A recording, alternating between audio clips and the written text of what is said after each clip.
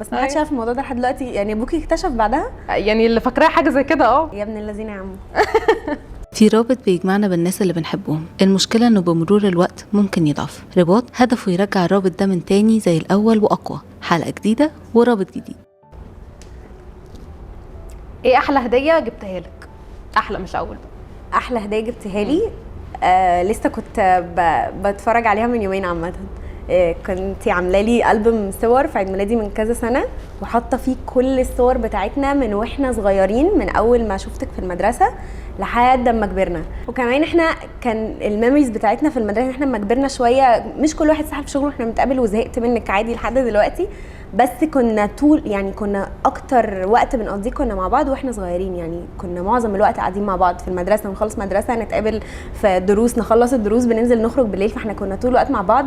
فانتي يعني لما يو دوكيومنتد ده في ألبوم وكبير ما شاء الله، فكل شويه بفتح الصور دي وبتبسط قوي، يعني حاجه بتتاتش مي بطريقه كده، فدي احلى هديه. انا دلوقتي بقى اول حاجه بتفتكريها لما اسمي بيتقال قدامك في قعده؟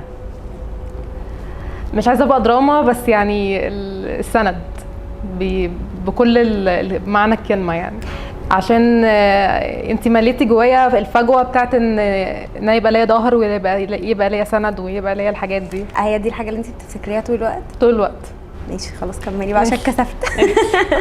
احلى خروجه خرجناها سوا؟ احلى خروجه خرجناها سوا ده صعب قوي يحدده، احنا على مدار 13 سنه خرجنا كتير قوي، بس ممكن اتوست السؤال بطريقه تانية. يعني هو دايما اكتر وقت بكون كومفورت زون يعني هو الخروجات بتاعتنا، يعني اكتر اوقات ببقى حاسه ان انا مرتاحه فيها لما ببقى انا وانتي نازلين، مبقاش في اي مجهود محتاج يتبذل. بس انا دايما بلجأ ان انا اخرج معاكي لما ببقى حاسه ان العالم كله جاي عليا، ولو انا محتاجه اريح. فلو انا هكلم سقفه للموقف ده. انا هكلم نورهان. الدراما كوين ايه بقى؟ احكي عن فتره كانت صعبه وانا وقفت جنبك فيها. هو تقريبا يعني مفيش سواء صعبه او مش صعبه، انت اول حد بيقف في ظهري، يعني اول حد بيراعي كل حاجه، نفسيتي، قلقي، توتري. في اولى جامعه انا كنت مكتئبه جدا، وكنت يعني مش طايقه اي حد، ومش طايقه اصلا يعني اروح الجامعه حتى. يعني انت ساعتها كنت داخله في ستودنت اكتيفيتي وقلت لي تعالي طيب، وقعدت تقنعني كتير قوي، قعدت اقول لك لا مش عايزه اختلط بناس، مش عارف ايه. فانت طلعتيني من القوقعه دي وخليتيني ارجع اقابل ناس تاني، وضغطتي عليا كتير قوي. بس يعني ده لحد دلوقتي، يعني الموقف ده لحد دلوقتي بيجي في ذهني، وكمان لحد دلوقتي الحاجات اللي انا عملتها في الوقت ده اثرت حتى على شغلي دلوقتي. ده معناه ان احنا نتعلم ان بعد كده ما اقولك حاجه تسمعي الكلام. مش دايما بقى، يعني ما تديش فيها بالمره، صبت خلاص بقى. حاجه كان نفسك تقولها لي بس ما جاتش فرصه؟ ممكن اقول لك حاجه دايما بقولها لك وانتي بتنسيها، ان انتي على مدار حياتك من وانتي صغيره، وانا اكتر حد حاضر الجيرني دي من وانتي صغيره لحد دلوقتي، ان انتي بجد اتطورتي وبقيتي شخص افضل واحسن، وكل ما الوقت بيعدي انتي بتبقي شخص اقوى، وبتبقي شخص كونفيدنت اكتر، وبتبقي شخص يعني عنده طاقه حب للناس اللي حواليه اكتر، شخص واعي اكتر بطريقه انتي نفسك اوقات بتجيلك يعني انتي بتجيلك اوقات بتحسي ان كل حاجه وحشه، وان انتي مش حد كويس، بس انتي يعني مش هتشوفي يعني انتي مش هتراجعي نفسك زي ما انا عندي الفيجن، لان انا عندي الفيجن من وانتي صغيره انتي كنتي عامله ازاي، ودلوقتي انتي بقيتي عامله ازاي. تعيطيش، لا تعيطيش انا هضحك. ايوه ما خلاص مش عارفه. كنتي تتخيلي ان احنا نفضل صحاب طول الفتره دي؟ اول حاجه انا طول عمري، يعني حتى من واحنا صغيرين، عمري ما تخيلت في يوم من الايام اصلا انت ممكن تكوني صاحبتي او كده. يعني دايما بحسك اللي هو جزء من عيلتي، اللي هو يعني زي اختي كده، مش هعرف اودي اختي في حته ولا هعرف اودي رناده في حته.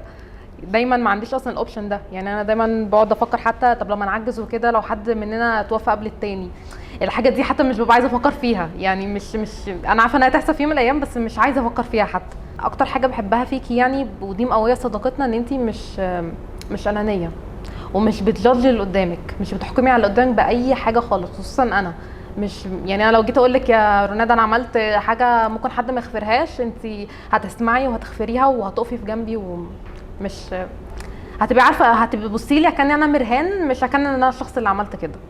طب هعيط انا بقى، شفتي؟ انت بتضحكي من اول حلقه، عيطي بقى في الاخر. طب هعيط. حاجه نفسك نعملها مع بعض كتير قوي، حاجات كتير قوي عايزين نعملها مع بعض. حاجات كتير قوي قوي. نفسي ان انا وانتي نسافر بره مصر، اكتر حاجه بحلم بيها. أيوة انا بجد. دي يعني عشان انا اكتر حاجه بحبها اصلا في حياتي ان انا اسافر، فببقى دايما عايزه جو ثرو الحاجات دي مع الناس اللي انا بحبها. فمن وانا وانتي فاكره من واحنا صغيرين بنحلم ان احنا نروح فرنسا، ناكل كرواسون ونشرب كوفي قدام برج ايفل. بجد نفسي الحلم ده يتحقق. أيوة. ومش هسكت غير لما يتحقق. لا ان شاء الله يتحقق. كارثه عملناها سوا ومحدش يعرفها غيرنا. يعني دي كانت ليها علاقه بيا اكتر. لما كنت في تانية اعدادي كنت جايبه درجه وحشه في الكيمياء، وانتي نزلتي ابلكيشن على التليفون وحاولتي ان انتي تكتبي فوتوشوب. تكتبيها يعني قعدنا نعمل كده انا ايوه وانتي غيرت لك الدرجه. ايوه صح؟ غيرتي عشان الدرجة. كنت عايزه تبعتيها لباباكي. باباكي كان عمال ايوه باباكي كان عمال يبعت لك وعارف في الاخر على فكره قال لي على فكره باينه قوي ومش عارفه ايه يعني. والله ما انا حسيت عملتها لنفسي في السنه اللي بعدها وما حدش خد باله. ما ايوه كده ما عملتهاش زي اللي عملتها باباكي كان عمال يبعت لك دلوقتي بعتي أيوة، النتيجه بعتي النتيجه وانت واحنا كنا متوترين. بس ما حدش أيوة. عارف الموضوع ده لحد دلوقتي. يعني ابوكي اكتشف بعدها؟ يعني اللي فاكراها حاجه زي كده بس اصحابنا ما يعرفوش لحد دلوقتي. يا ابن الذين يا عمو. موقف زعلك مني ومش صافيه من ناحيتي فيه؟ مفيش اي حاجه على مدار حياتنا ممكن ابقى انا شايلها لك خالص ومش صافيه من ناحيتك فيها، لان احنا دايما بنصفي كل حاجه اول باول. ففكره حتى الثوت ان ده يحصل فيعمل جاب ما بيني وما بينك، دي حاجه انا ما بتحملهاش. فحتى لو هضغط على نفسي عشان اتكلم ونحل المشكله بعمل كده. فبجد انا لحد دلوقتي على مدار 13 سنه احنا عارفين بعض، انا مش فاكره موقف واحد مزعلني منك وشايله من جوايا ضغينه يعني ليكي خالص.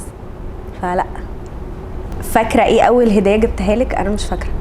كنا صغيرين قوي، كنا في 6 ابتدائي. جبتي لي برفيوم وسلسله. بجد؟ لسه عندك؟ لحد دلوقتي عندي على فكره. ما تهزريش. السلسله اللي عندي والله لو انت برفيوم كنت جايبه ضاع. لي كنت زماني اتخلصت منه من زمان. اكيد ما كانش برفيوم اوريجينال لو جايباه في 6 ابتدائي يعني. عيالي. هل في سر انت مستأمناني عليه وما قلتيش لحد ثاني غيري؟ مش سر يعني، بس ما حدش بيعيش معايا التروماز والحاجات بتاعت مشاكلي وانا صغيره ومشاكلي مع اهلي. ما حدش عارف الديتيلز دي قوي، وما حدش عارف انا بتعب او بعاني منها قد ايه، وما حدش عارف يعني ما حدش عارف انا حالتي بتوصل لفين من المشكله دي في حياتي غيرك. ممكن احكي حاجات انت عارفاها قدام اي حد تاني مثلا، وبحكيها دايما بضحك طبعا، يعني كاجوال كلاون رونادا. بحكيها بضحك عادي وكأن ما فيش حاجه يعني. بس محدش فعلا عارف ولا بعرف انا اظهر الضعف والتعب ده من ناحيه المشاكل دي بالذات غير معاكي انت يعني. بس لو عجبتكم الحلقة ما تنسوش تعملوا لايك وشير وسبسكرايب، واحكوا لنا في الكومنتات عن 2 علاقتهم حقيقية ويونيك وعايزينهم يطلعوا معانا في البرنامج. نشوفكم الحلقة الجاية ورابط جديد. طب انتوا عارفونا بقى هنا ولا ايه؟ مش عارفه.